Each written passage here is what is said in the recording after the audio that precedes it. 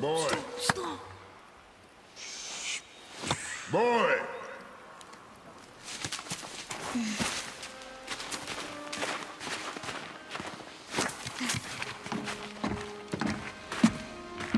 Your mother's knife. It belongs to you now.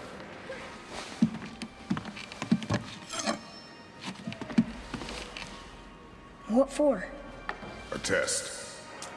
She taught you to hunt, yes? Yes, sir. Then show me what you know.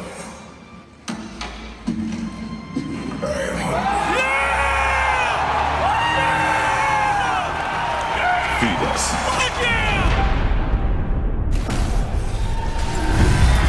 During a rough time in my life, I was on the hunt for a therapist or a preacher and or pastor since I was raised in the church. But the one thing that was very difficult for me to find was someone that could relate to me, someone who was just as f***ed up and had just the amount of dirt under their fingernails as I had. I didn't want to sit down with one of these cookie cutter therapists that was raised with the picket fence and the green grass in a nice neighborhood. No.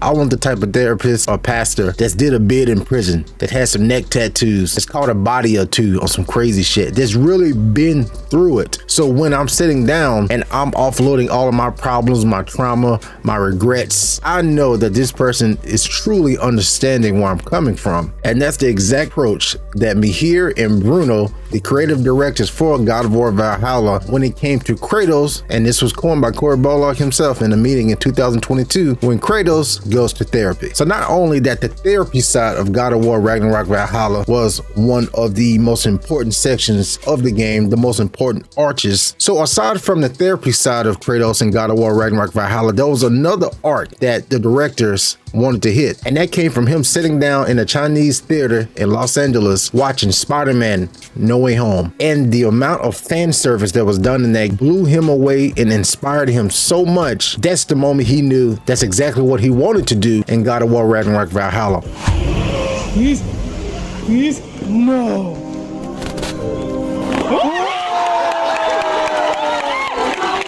Amongst other things that we're going to talk about here today. Now you're probably asking, how do you know all of this information? Well, I listened to an hour-and-a-half podcast by Artwell by Jacob Kelly that's available on Spotify, Apple Music. He has a YouTube channel. I'll leave everything linked down in the description below. It's a fantastic listen. I listened to the entire thing top to front like it was a Joe Rogan podcast. So as I was listening, I was also taking notes because I figured he was going to drop a few gems that a lot of people did not know, and lo and behold, that's what he did. So now we're about to peel back some layers, just like Kratos had to do. Drop a like on the video. Let's get it. So after the release of God of War Ragnarok Valhalla in 2022, which was on my birthday, November 9th, a lot of you found me through my God of War content, reaction, shorts, community posts, social media. If you've been around the channel, you know that's my number one of everything. In 2022, Mihir and Bruno wasn't really into it. They wasn't really excited about doing a DLC or doing a roguelike for God of War Ragnarok because they didn't know what else they had to offer. So in 2022, whenever they picked up the phone and started talking, they was like, okay, what can we do? Then they had the concept of doing a roguelike where it's more repetitions and you get to earn some story elements every time you die and you come back. It wasn't until Mihir was watching Spider-Man No Way Home that motivated him to do some sort of fan service, some sort of celebration of Kratos. Now, the number one rule that they had was they did not want to redeem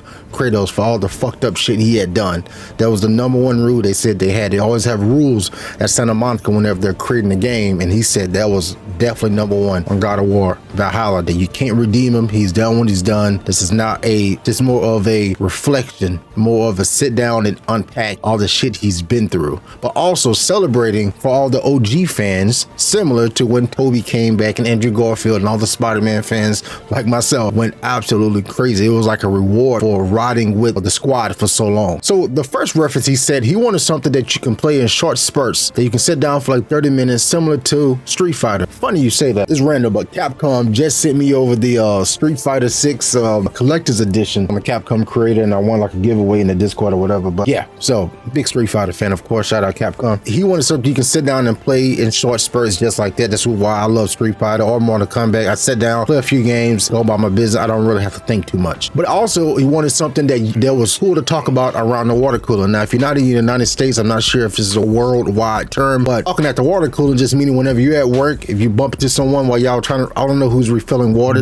I don't think the job's still. Anyway, but just in passing, while you're at work, while y'all working in the cubicles or you're on the freight dock, whatever you do for a living, like, man, did you play that game God of War? Man, holy shit. You remember whenever? So he said he wanted to try to bring back that feeling also in addition to the short spurts. So now it's all coming together. And he was still so blown away by Spider-Man. He said he had never seen an execution of fan service done like that. He was sitting beside a guy that was in tears, and he said the guy was just so excited the fact that they brought back everyone, and he was just so happy. And he said he looked at that fan and realized, I want to do this. We need to do this for Kratos. We need to celebrate Kratos, how these three Spider-Man, the legacy of Spider-Man in general, is being showcased right now. It's pretty cool, especially if you're a fan of both like I am. It's awesome. So then sometime in 2022, Mihir and Bruno sit down with Eric and Corey to pitch them the idea of what they wanted to do for the DLC and how they wanted to present Kratos. So he went into the whole spiel about the roguelike, you die, this and this. We want to go back to the Greek era, and basically every time you die, you get a layer peel back.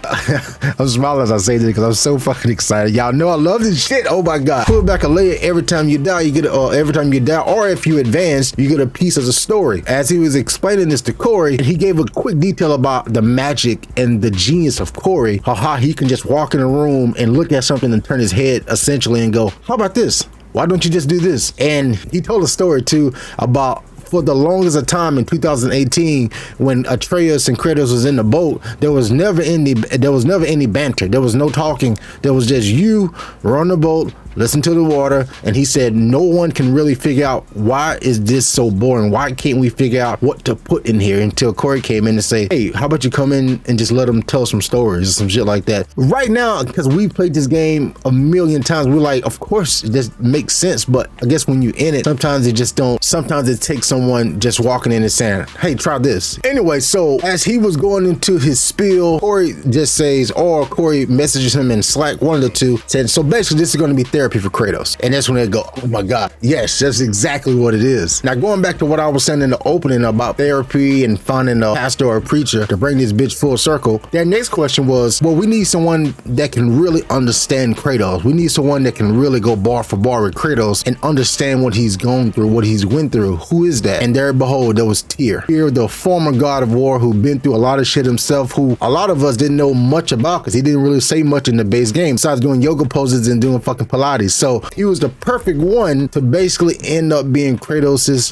therapist. And then going back to Kratos not being able to redeem himself, but they wanted acceptance. That's what the goal of the game was just acceptance that, okay, I did do all this fucked up shit. That's who I was, but that's not who I am now. You are more than that. And even whenever he was talking to Helios and he had the head up, not only was that a callback for the OG fans,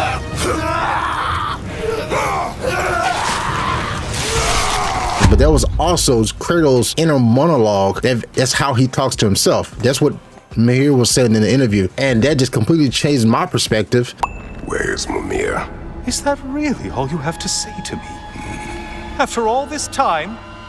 Can't muster up so much as hello for one of your most auspicious victims? Hello, Helios. As well, because now I'm thinking like, oh, okay, you know how you talk to yourself? You're like, come on, bitch, get up. Oh my God, stop being a pussy. Bruh, get up. Dude, you gotta go do this shit. Dude, you gotta pay this bill. Or you gotta go work out. However I talk to myself like absolute garbage. So seeing the banter between Helios, if you go back now after you watch this video and go back and watch some of those interactions between those two, you get a whole new chuckle of how Kratos really talks to himself. Oh, it's the God of War. Let's not kill someone. Like, it's just great inner monologue and just a great nitpick of information that's really cool to know. As if anyone has been to therapy or if you just talk to someone for long periods of time, like your wife or your husband or your significant other, whenever, or you're trying to talk to them, you're like, what's wrong? And the more you keep crying, the more that layer starts to get peeled back. Okay, this is what's wrong. This is what happened. This is what we need to do. Okay, I got a resolution now. Thank you so much for helping me. So the more you play the game, of course, in the roguelike sense, you go back through, you die, boom, you go back through again. Now you come back, you're getting stronger, you're getting wiser, you're getting smarter. water, you use a different tool. This is the perfect perfection of a fucking roguelike mixed with story, mixed with nostalgia, mixed with just fan service, mixed with deeper message for you and me. It is absolutely astounding, bro. And the fact after all of this, they made that shit free. Santa Monica is absolutely fucking goated. Their next game, they can charge me $100 and I'm not gonna blink a fucking eye because they gave us the best execution of video game fan service I've ever witnessed. Remember, More than that. You have always been more than what others saw. You are more than that.